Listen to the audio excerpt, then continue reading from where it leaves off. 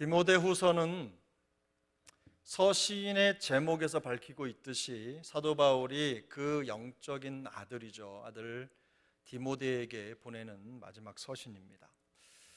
사도 바울이 쓴 서신서 가운데 가장 마지막에 쓴 책이 디모데후서고, 그 중에 또 가장 마지막에 있는 장이 디모데후서 4장입니다. 그러니까 이 디모데후서 4장은 바울의 그동안의 삶의 모든 여정을 농축해 놓은 한 장이라고 말해도 과언이 아닙니다.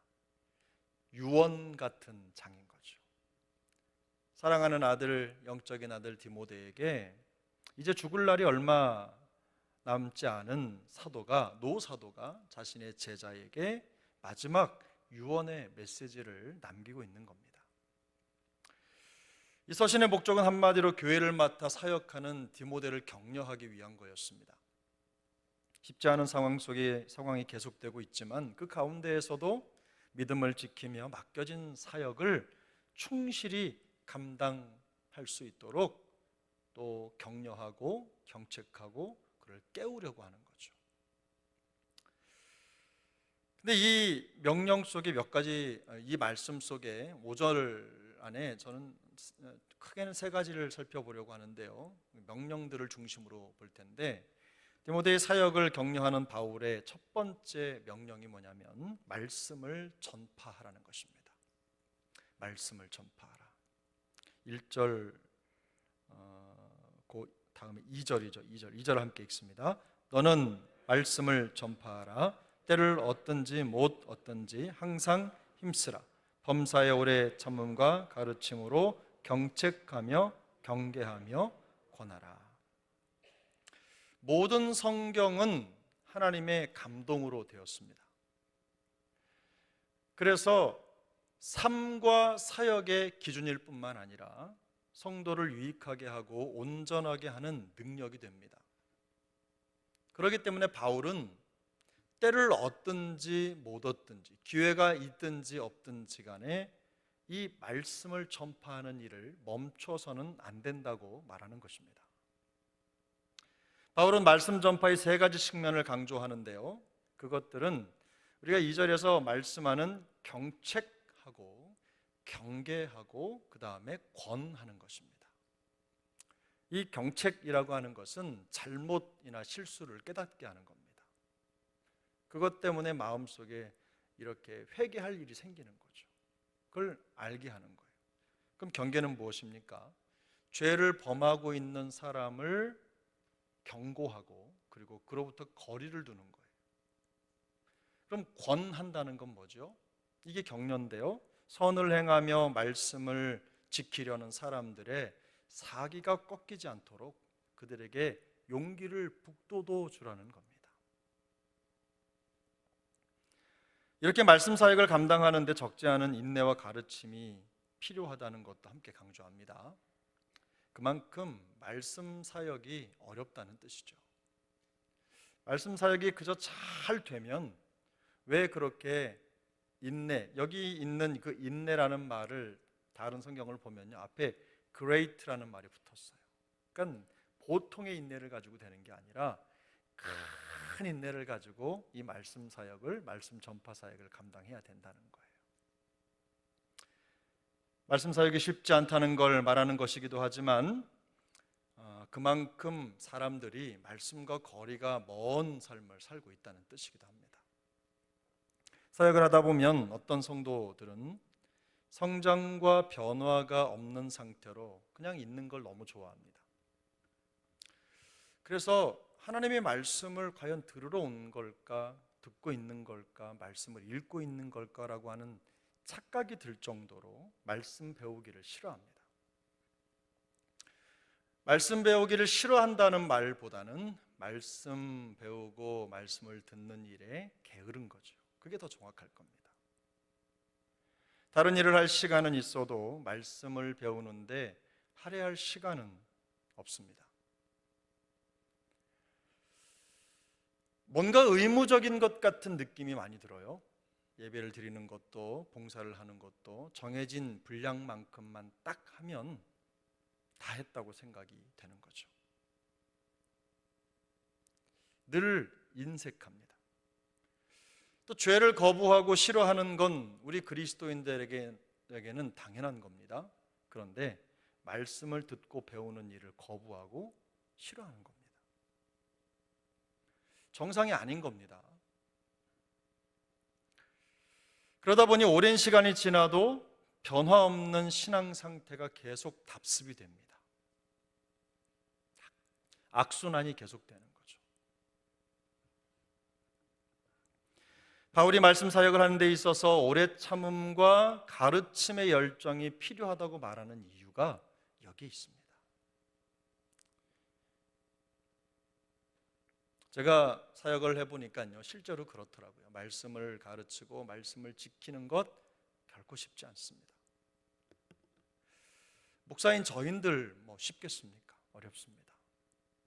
설교 한 편을 준비하고 또 말씀을 전하고 그걸 나누고 또 그걸 가지고 함께 비전을 만들고 함께 뭔가를 해가야 된다는 게 많이 어려워요. 저는 그래서 가끔은 사역을 연속극처럼 할 수는 없을까?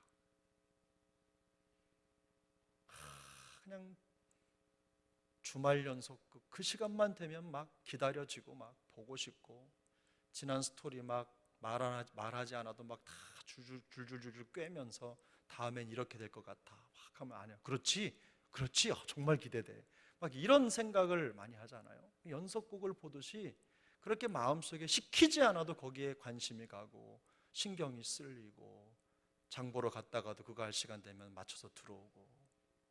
예전에 저희 어머님이 한번 갔더니 설거지를 막 하시다 갑자기 소파에 앉아서 텔레비전을 켜세요. 그래서 왜 그걸 뭘 보시려고 하니까 항상 보는 드라마가 있대요.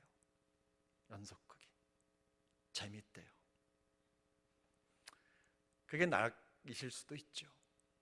근데 그런 것들은 되는데 이상하게 성경 읽는 시간은 그렇게 안 지켜진단 말이죠. 기도하는 시간 안 지켜지고 구제하고 이웃 섬기고 사랑하는 거 이거 채찍질하지 않으면 안 되는 거. 그게 참 어려워요. 그래서 아마도 바울은 지난 삶의 모든 여정을 통틀어서 돌아보면서 말씀을 전파하고 말씀을 행하도록 가르치는 것만큼 어려운 게 없다는 걸 알기 때문에 디모데에게 큰 인내로 그리고 큰 가르침에 대한 열정을 가지고 이 일을 감당해야 된다고 말씀하는 것 같아요.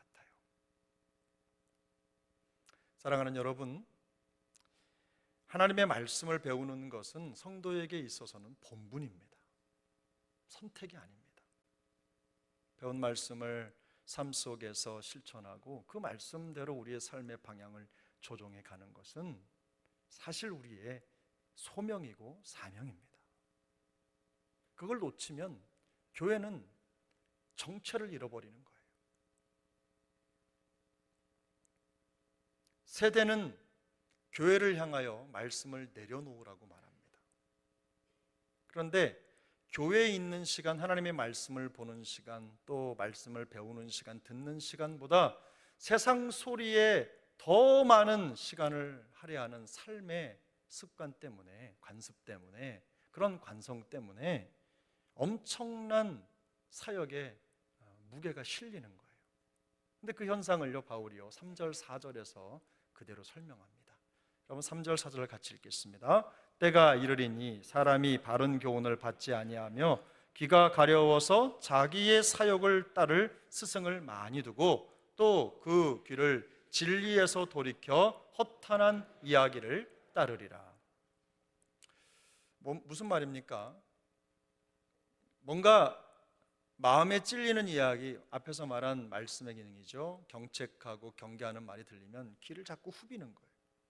무슨 말이죠? 듣기 싫다는 얘기입니다.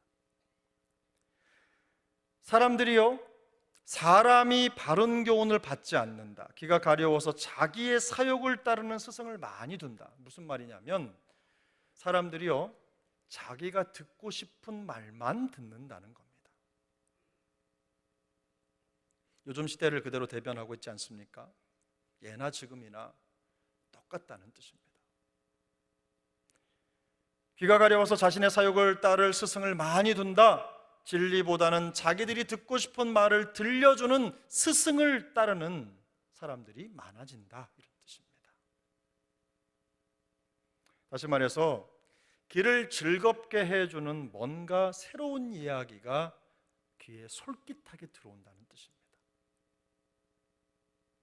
결국 이런 사람들은 진리에서 돌이켜, 오늘 우리 이관식 장로님 기도하실 때 기도한 것처럼 허탄한 것을 따라가게 된다는 거예요.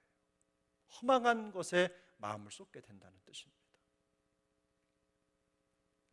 제 말이 아니라 오늘 본문 4절에 말씀하고 있잖아요. 그 귀를 진리에서 돌이켜 허탄한 이야기를 따르리라. 여기에 바울의 강조점은요, 그때 거짓 교사들이 있어서 교회 안에 성도들의 마음을 미혹하고 흔들리게 하고 또 교회를 이리저리 흔들어서 진리를 따라가지 못하게 하는 그런 일들도 있었지만, 그러나 지금 바울이 말하고자 하는 강조점, 그 주인공은 누구냐면, 이 말을 들어야 하는 사람은 누구냐면 바로 성도들입니다. 말씀을 대하는 성도들의 그 마음의 성향과 경향이 어떤지를 지금 말하고 있는 거예요. 성도들이 진리의 말씀을 통해서 죄를 지적받거나 경고를 받는 것에 대해서 마음을 불편해하는 거예요. 그런 경향이 있어요. 그래서 강단에서 좀 날카로운 말씀이 선포되고 그러면 이런 마음이 드는 거죠. 한 번이면 됐지 또 말하고, 지난주에 하고 또 하고, 이렇게 생각이 드는 거예요. 실제로 오늘날 많은 성도들이요, 엄중하고 예리한 하나님의 말씀을 배우고 익히는 일에 게으릅니다. 외람된 말씀이지만 정말로 말씀 읽고 연구하고 배우려고 하는 그 예배에 열심이 없어요. 게을러요. 물론 찬양 예배 드리는 여러분들은 예외입니다. 여기 안 계신 분들이 문제입니다. 항상 그렇지만 신앙생활은 말씀 생활이라는 거 동의하십니까? 그러면 신앙생활은 말씀 없이는 불가능하다는 뜻이에요. 그럼에도 불구하고 신앙생활에 말씀에 도전이 빠져 있는 일이 적지 않습니다. 여러분, 우리 교회에 모임들이 있죠. 당회도 있고, 안수 집사님들 모임도 있고, 권사님들 모임도 있고, 그리고 각 부서 모임도 있고. 그 모임의 목적이 뭡니까? 그 모임의 동력이 뭡니까? 하나님의 말씀 아닙니까? 말씀의 뜻을 이루고자 하는 겁니다. 무슨 선교회, 이런 선교회, 저런 선교회. 저는 안수집사 모임 이렇게 하는 것보다는 그 회의 이름을 스데반회로 바꿨으면 좋겠어요. 선교하고 모이면 기도하고 주를 위해 충성할 것 어떻게 할지를 고민하고, 우리 당의 장로님들은 가이오회 이런 걸로 바꿨으면 좋겠어요. 교회를 세우기 위해서 어떻게 헌신해야 될지, 어떻게 솔선수범을 보여야 될지를 마음속에 두는 거. 우리 권사님들의 회는 이름 바꿨죠? 바꿨죠? 아직도 모르고 계신 권사님들은 수상합니다. 그래서 하나님의 말씀과 비전을 품고 그것을 이루는 그런 공동체가 됐으면 좋겠어요. 성도의 귀가 진리에서 돌이키는 것은요, 성도의 신앙생활에 있어서 매우 치명적입니다. 오늘 그걸 말씀하는 거예요. 믿음은 들음에서 나며 들음은 그리스도의 말씀으로 말미암기 때문입니다. 우리가 하나님의 말씀으로부터 귀가 가려지면 그때부터 눈 감고 사는 거예요. 운전을 할 때 앞을 보지 않고 운전하는 거하고 똑같은 겁니다.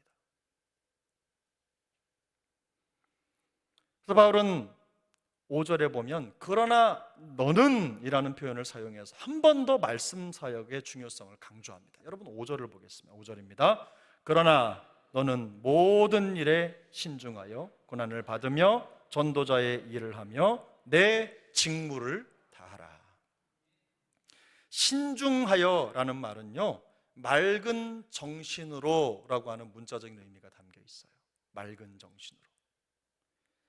잠이 들거나 나탐에 빠지지 않도록 깨어 집중하라는 뜻입니다. 데살로니가전서 5장에도 보면 이 똑같은 단어를 썼는데 거기에서는 이 단어를 정신 차릴지니라 이렇게 번역을 했어요. 정신 차리라는 거예요. 이 신중하여라는 단어가 정신 차려라 이렇게 번역이 됐다고요. 똑같은 말인데 무슨 말입니까? 진리를 거부하고 귀에 솔깃하고 허탄한 말만 좋아하는 사람들처럼 되지 않으려면 정신 똑바로 차리고 하나님의 말씀에 집중해야 한다는 뜻입니다. 바울은 고난을 받으라고 말합니다. 이런 사람들을 틈에서, 허탄한 것을 따라가는 사람들 틈에서 고집스럽게 진리의 말씀을 선택하라는 뜻입니다. 고난을 받으라고 하는 건 그저 내가 막 채찍에 맞고 뭐 이런 걸 얘기하는 게 아니에요. 성도로서 이 세상 가운데 허탄한 것, 귀에 솔깃한 것, 이런 것에 진리를 거부하는 것, 이런 것에 마음을 빼앗기는 수많은 사람들이 가득한 이 세상 속에서 성도가 살아갈 때요, 하나님의 말씀을 고집스럽게 선택하고 그 말씀을 따라가기 위해서 마음을 쏟는 것, 그것 자체가 고난이라는 말입니다. 그러므로 성도의 삶은 그것 자체가 고난입니다. 기쁨이기도 하고 감사지만 우리가 말씀을 가지고 살아가는 말씀 생활은요, 말씀이 없는 세상 속에서 힘들 수밖에 없는 거예요. 흐르는 강물을 거꾸로 거슬러 올라가는 그 연어처럼 살갗이 벗겨지고 급기야는 올라가서는 생명을 내려놓는 그런 일이 있을 정도로 힘든 과정이라는 거죠. 그래서 성도는 세상 속에서 지나갈 때요, 세상이 내 귀 옆으로 슥슥슥 지나가는 느낌이 안 들면 지금 세상 따라가고 있는 것하고 똑같은 거예요. 그 세상의 물살을 거슬러 올라가면 물살이 느껴지잖아요. 그런데 그 세상 흐름에 배 띄우고 간다면 힘들지 않죠. 그래서 고집스럽게 하나님의 말씀을 선택하라. 바울의 두 번째 명령은요, 전도자의 일을 하라는 것입니다. 전도자의 일을 하라. 전도자란 그 당시에는 기쁜 소식을 전하는 자라는 뜻입니다. 물론 세상 속에서 기쁜 소식을 전하는 사람이 되는 것도 중요합니다. 그런데 바울이 여기에서 전도자의 일을 하라고 말하는 그 궁극적인 중심에는 복음을 전하는 자라고 하는 의미가 담겨져 있죠. 그런데요, 놀랍게도 바울은 이 전도자라는 단어를 쓰면서 전도자의 일을 하라고 했는데 그 의도가 전도자가 단순히 복음을, 하나님의 구원의 소식을 전하는 것으로 그 사명을 다했다고 생각하지 말라는 뜻입니다. 바울이 말하는 전도자의 일이란 복음의 말씀을 실천하는 것, 그것을 넘어서고 있어요. 왜냐하면 그 이전에 3장 16절 17절에서 성경에 대해서 얘기해요. 바울이 모든 성경은 하나님의 감동으로 교훈과 책망과 바르게함과 의로 교육하기에 유익하니, 그래놓고 17절에 뭐라고 말씀합니까? 우리로 하여금, 우리를 어떻게 해요?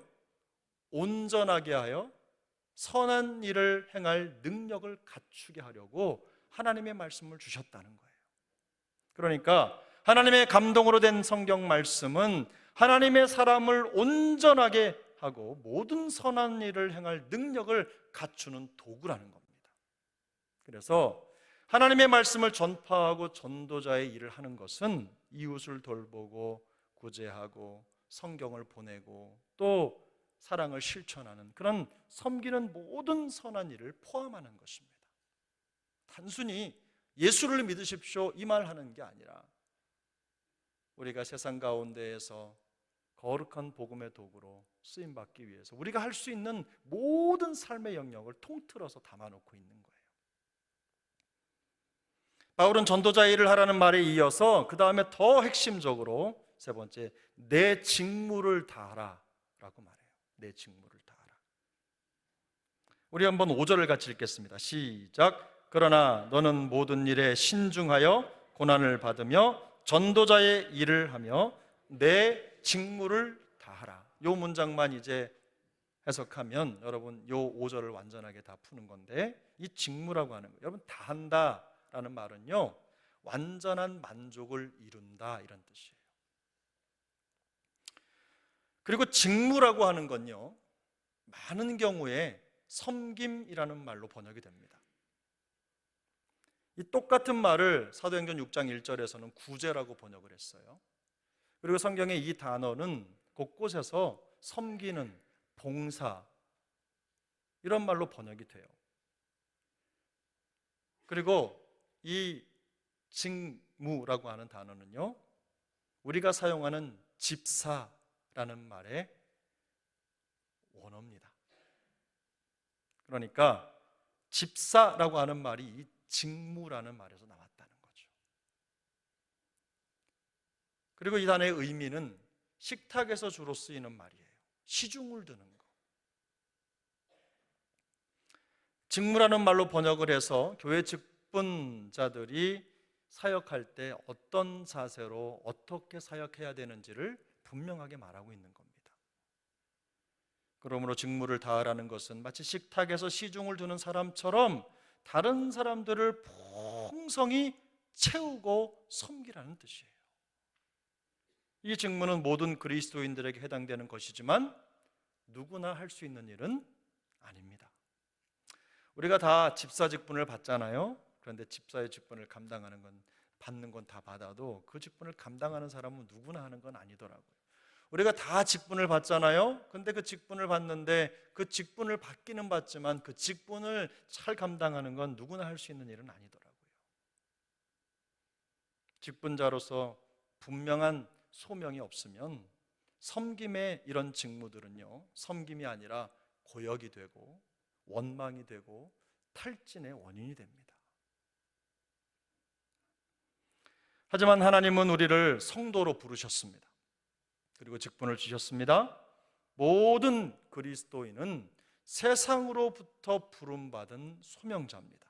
더불어 모든 그리스도인들은 세상으로 보냄받은 사명자입니다. 다른 말로 소명이 없으면 그리스도인이 아니라는 뜻입니다.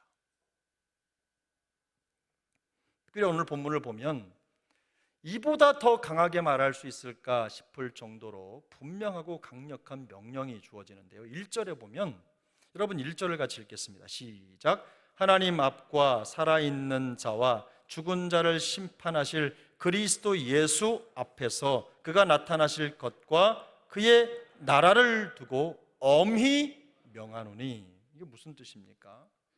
지금 바울이 말하고 있는 이 모든 내용들, 이것을 하나님과 예수 그리스도가 증인이라는 거예요. 증인으로 이 두 분을, 이 하나님과 그리스도를 내세우고 있어요. 뿐만 아니라 이 사명을 감당하는 데 가장 중요한 것은 사명자의 마음속에 있는 하나님의 나라에 대한 소망이라는 겁니다. 그걸 놓치면 사명을 감당할 수 없다는 거예요. 그만큼 이 사역이 고된 사역이라는 뜻이겠죠. 말씀을 전파하고 전도자의 일을 하며 섬김의 직무를 감당하는 것은 결코 쉽지 않은 일입니다. 엄청난 인내가 필요한 사역임을 부인할 수가 없을 것입니다. 하지만 우리가 힘들어도 그 일을 포기할 수 없는 이유는 우리를 부르신 하나님의 목적이 그 직무를 다하는 것에 있기 때문입니다. 이 땅의 모든 그리스도인은요, 복음의 직무를 다하는 것에 부르심을 받았습니다. 여러분 모두는 부르심을 받았습니다. 그러므로 사명자입니다. 어제 임직감사 예배를 드리고 오늘 새롭게 교회 항전 직원으로 세워진 우리 장로님, 우리 권사님, 우리 집사님들에게 말씀을 전파하며 전도자의 일을 하며 섬김의 직무를 다하는 이 소명이 새롭게 되기를 축복합니다. 뿐만 아닙니다. 우리 세종안교에 속한 모든 영가족들이 말씀을 전파하며 전도자의 일을 하며 직무를 다하라 말씀하시는 이 주님의 소명을 새롭게 해서 삶의 모든 현장에서 하나님의 나라와 영광을 위해 멋들어지게 쓰임받게 되기를 축복합니다. 교회를 교회되게 하는 일에 열심을 낼 수 있기를 바랍니다. 우리를 부르셔서 섬김의 직무를 다하라는 사명을 주신 주님의 목적에 한 발짝 더 다가서고 반대로는 단 한 발짝도 벗어나지 않게 되기를 예수님의 이름으로 축복합니다. 항상 열정을 가지고 말씀을 배우십시오. 큰 인내로 섬김과 사랑의 직무를 꿋꿋이 감당하는 항존 주관들, 우리 사랑하는 교회 모든 직분자들이 되시기를 축복합니다. 주님의 몸된 교회를 더욱 건강하고 튼튼하게 세워가는 하나님의 거룩한 교회의 지체들 다 되시기를 예수님의 이름으로 축복합니다. 기도하겠습니다.